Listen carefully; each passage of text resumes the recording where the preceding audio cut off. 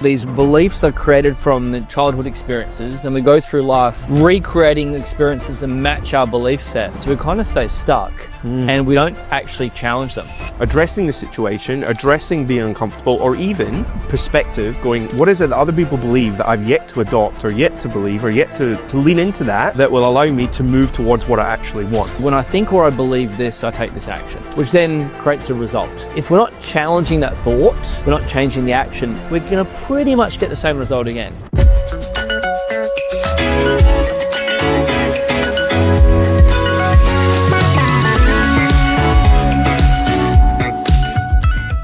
We learn our belief systems as children, and then we go through life recreating our experiences to actually match those beliefs. But here's the problem. Those beliefs, those belief systems are not serving you in business any longer. They are holding you back. Today, we're going to talk about how to break those belief systems. So, Dave, let's get funky. Let's dive in. Back in the hot seat. You're back in the hot seat. It's been a while. I'm excited. Captain of cleverness. King of handsomeness. That's me. Yeah. The emperor of excellence. Oh, I like that. Around buster of beliefs. Oh, I love that. Buster of belief, breaker of beliefs. Yes. I love that. All right. Brilliant. Let's get into designer of destinies. Oh, my goodness. So let's talk about beliefs. Firstly, why they're called a belief. Like, let's talk truth versus belief. Ooh. What's the difference? Oh, I love it. Well, the idea of what they think about a belief, what is a belief? I mean, the belief is, it's the feeling of being certain about something and knowing it's true, whether it's got evidence or not. Yeah. Without it, so it's belief versus truth. Feeling it's true in the absence or... Truth, it's like a universal truth. Universal truth. Things are either growing or dying. Like, if you're listening to this right now, growing or dying, it's a universal truth. Yes. Think of trees. It's growing or dying. Fruit, growing or dying. It's fact. Yeah. Whereas belief, is it fact? Is it true? Well, you know it to be true based on what? Evidence, not evidence. Well, belief is just you're feeling certain in something. Exactly. Yeah. And the reason why beliefs called beliefs are not truths is because they're not necessarily true. And if you tap into a belief, a lot of the time, like I said before, these beliefs are created from the childhood experiences, and we go through life recreating experiences that match our belief set. So we kind of stay stuck and we don't actually challenge them. That's right. And so we got so much we can talk about in today's podcast episode, but what I'd like to tap into first of all is, what are some beliefs?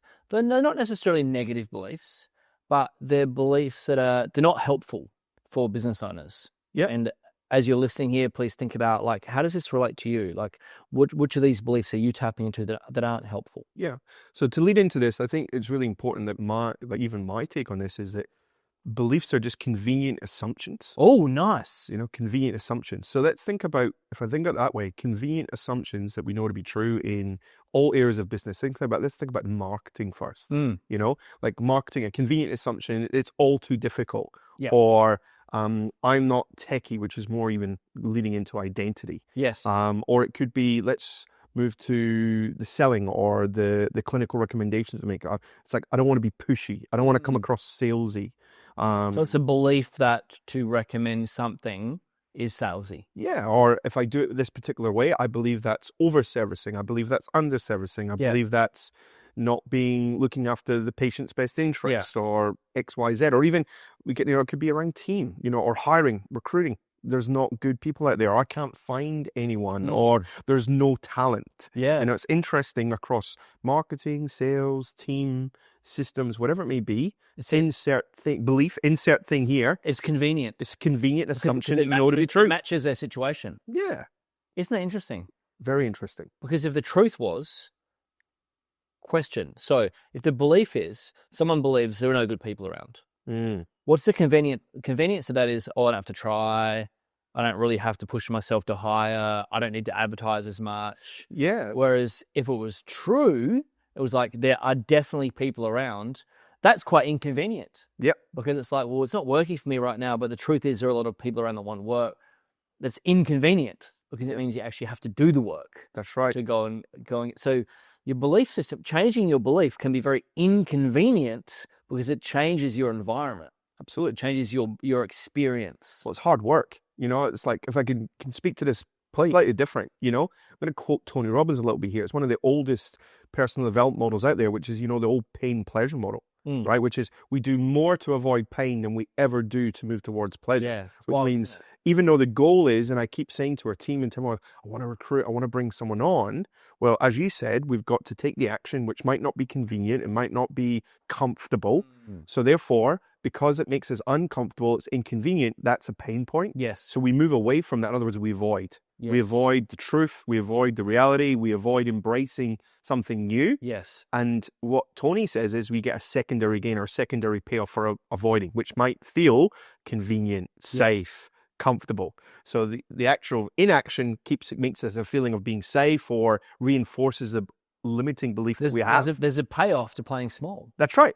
Versus addressing the situation, addressing being uncomfortable, or even perspective going, well, what is it that other people believe that I've yet to adopt or yet to believe or yet to lean into that? Well said. That will allow me to move towards what I actually want. I love that.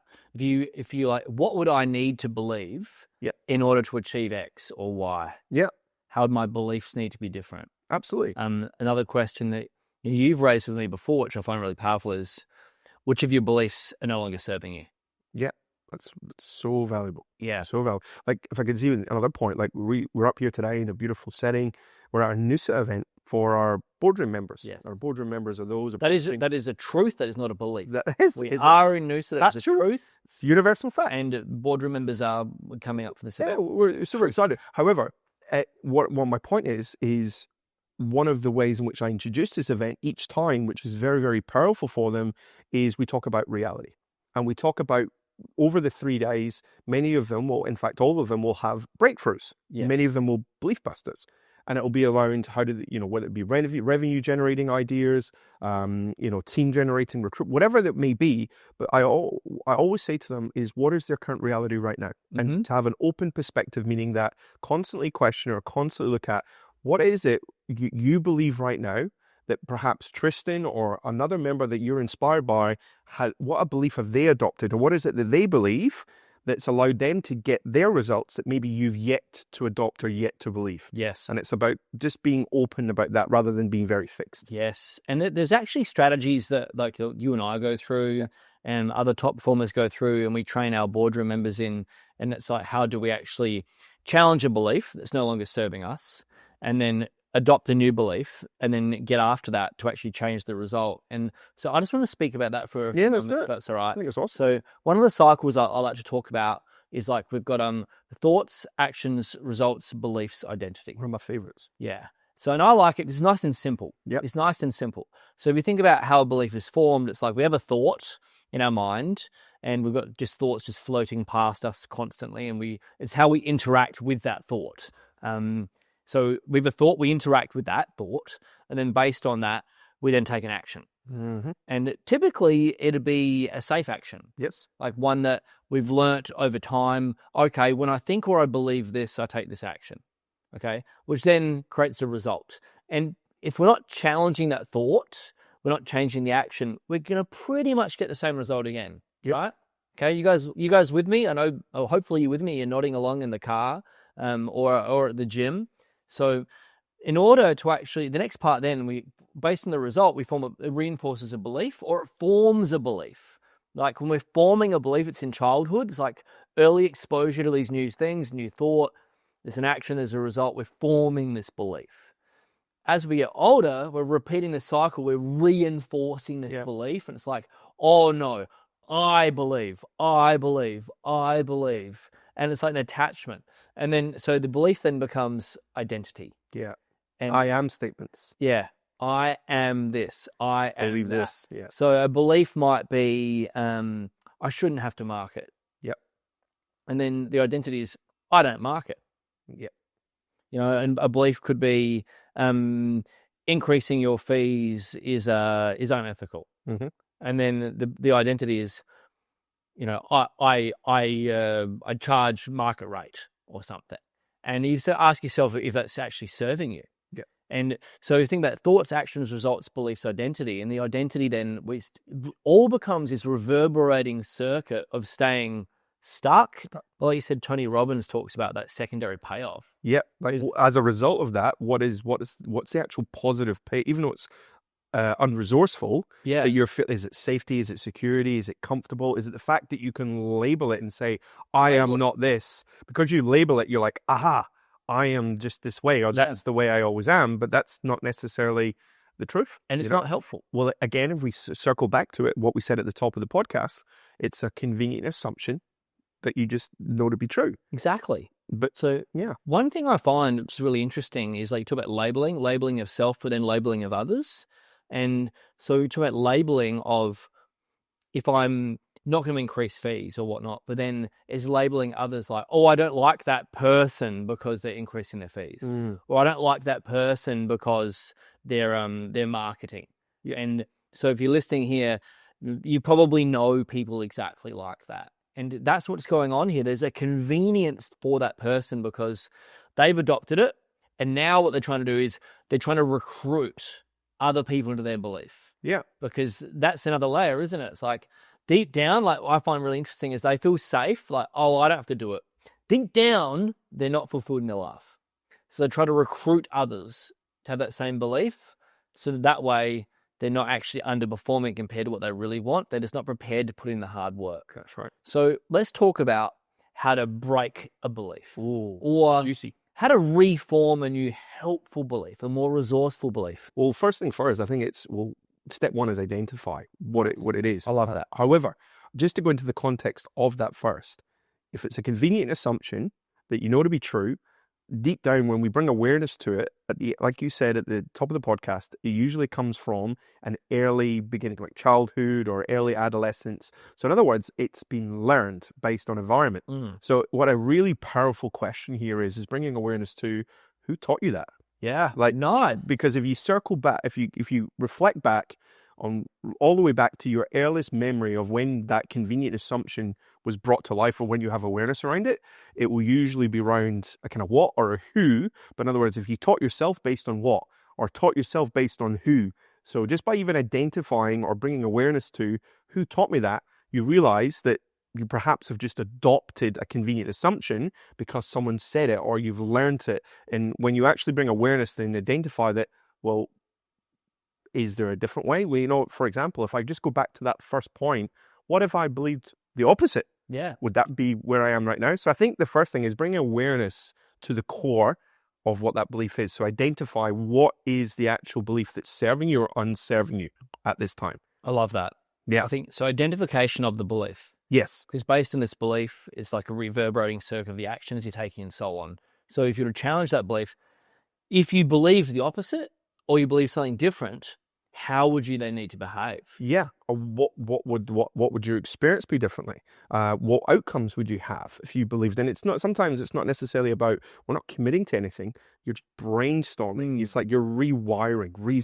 It's like the circuit's going this way and it's not achieving. So we're going to rewire the circuit to shine. As a good colleague or ex-colleague of mine many, many years ago said to me, it's about, if you imagine the example of lights, and you've got lights that illuminate a room. Yes. And it's about, imagine there's so many lights in the room that are not turned on. So you just turn off some lights that are no longer serving you, just turn on other ones that are going to better illuminate or better shine lights in different areas. Oh, I love that. Yeah. I love that. And then in a shop, like areas that were dark in the room. Dark in the room and are shining a light. And you're like, that's where it is. And that's getting the result that you want. Correct. So I know from experience, having done this for a long while, that when someone comes up with this idea, and it's like quite the shift, isn't it? It's like, yes, hang on, this belief is no longer serving me. Oh, what if I believe that? If I believe that, what actions would I take? And then the next part is we get met with butt face. Yes. Oh, but I can't do that because the identity kicks in to keep you down. Yeah. It's like that. It's trying to protect you. You're trying to avoid going into danger. So the reality is, when you change a belief system, you adopt a more resourceful belief, and you're changing the action you're going to do, it is going to feel uncomfortable. Yes. I cannot sugarcoat that. What I am going to do is give you a tactic to make it easier. Okay. Yes. Do you mind if I do that? Let's do it. Perfect. So I learned this from my sister, who's she's an absolute weapon she's a weapon in clinical and organizational psychology, and she talks about it like through belief and thought experiments. Ooh. So it's like, we don't need to make a permanent change, but maybe we take a holiday over here in this version of ourselves, and the holiday is like, let's do that for 24 hours. Yeah. Could everyone do something differently for 24 hours? I love it. It's like trying it on. Yeah. It's like, let's go and experience this and see what it's like. Try it on for 24 hours. Yeah. And then it's like, if that went well, hey, let's try it on for 48 hours. Okay, let's try it on for a week. And if a week's too long, like, let's just bring it back again. And we know that our distance is maybe 72 hours. And because it's a belief that you really want to adopt, you know, it's helpful for you, but we keep finding this range where where our, like, the negativity or the past, you know, clinging to this old identity, it's stuck, and it's like pushing out that range. So we start with 24 hours, 48 hours, 72 hours, and you just rate yourself each day. Like, you need to put real intention to it. Yeah. And it's like, how did I go today? Like, let's check if we're changing a belief, what's the action each day, planning out what actions do I need to take tomorrow to reinforce this belief. Yeah. And it might just be 3 little things. And maybe it's like, I'm going to go to the gym. You know, I'm going to eat at specific times. I'm going to not eat a Mars bar, whatever it happens to be, based on the belief you're trying to change. Yes. And it's like, how do we make it small? How do we make that time frame really short? But then how do we actually assess the thought? Yeah. Because it all goes from thoughts, then actions, results, beliefs, and identity. So each day, like, how do we think on it? Yeah. Because if we think about how a belief's shaped, we have to go back to that. So it's not easy, but it's simple. That's right. And that's business and that's life. And Yes. I think it's the simplicity of this, which most people overlook, because it's like, well, if it was that simple, I shouldn't have to do it. Yeah. I'm like, well, hang on. Where did you learn that? Yes. And then Who taught you that? Who taught you that? You know? So it's really interesting. Like, that's how you actually break a belief. And once you learn the art of breaking a belief, you can do this in any area of your life. And this is so important in healthcare. Like, ask yourself, what are the beliefs you have right now that are keeping you stuck? What did you used to believe? Let's say you've been in business for 10 years. What did you used to believe back then that maybe is not serving you anymore, or is definitely not serving you anymore? I think it's a lovely question. You know, what's your current experience? Like, what currently, based on your results that your business is achieving right now, even just ponder the question as you listen to this. Based on your results that you're experiencing right now in your practice, even now over the last 6 months, what beliefs are contributing to that? Yeah. And that's, again, we're bringing awareness to something. There's just so many different, like, great thought-provoking questions being added to that from a CBT sense. And it's like, let's say your business is in a certain pattern right now, but your old beliefs are forcing you to view it in a very negative way. Yeah. Like, well, if I believe, what would I need to believe that this is a perfect spot for me right now? And then what actions would I take? And it's like a total reframe. And of course it's challenging because it's so embedded. Well, that's part of it. And that's why breaking beliefs is simple, but it's very hard. But it's incredibly rewarding. And that's one of the reasons we do so much work on this inside, like, you know, our business coaching programs, is how do we address that belief? Because the belief determines the outcomes. Yeah. And even what we're going to be speaking about over the next 3 days here is to trigger the forward thinking or a different pathway. If that's what beliefs is keeping you stuck, then the next question is like, well, based on where I want to go over the next 12 months, 18 months, a new level of growth, what beliefs and what new beliefs can I invite into my world that will help me get there? And perhaps there's someone, you know, like you, Tristan, and I know you inspire thousands around the world. Thank you. If you're inspired, if you're listening right now and you're inspired by someone, perhaps you can model excellence. So you can outsource. What is it that they believe that if I just adopt that belief and try it on for 24, 40 hours, 72 hours? Yeah, try it on. What will that prove? And then I can start to see, how do I feel differently? How do I react differently? How do the people around me differently? What's my outcomes? In other words, you can start to see the evidence around you, and that can stack up to go, and that can create your momentum and go, actually, this belief is actually really serving me compared to what it wasn't before. Yeah. And you only have to look back, because I trust everyone listening has probably busted a belief in the past. What was something that you used to believe that you no longer believe that's now serving you better? Well, let's now repeat the process. But again, first of all, it's got to start with identify what you need to bring, then assess.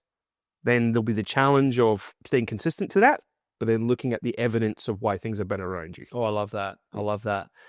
Dave, any sound bites or any parting comments before we end today's podcast? It's been a blockbuster. It's been it's been a blockbuster, belief buster, belief builder. Belief broker, belief builder. I think the key takeaway is that beliefs are just simply convenient assumptions that we know to be true. So, you know, you might as well make convenient assumptions that are going to serve you for the future self. So start making beliefs, build beliefs today that your future self will be proud of. Nothing negative can come from having a better belief system. That's it. I love it.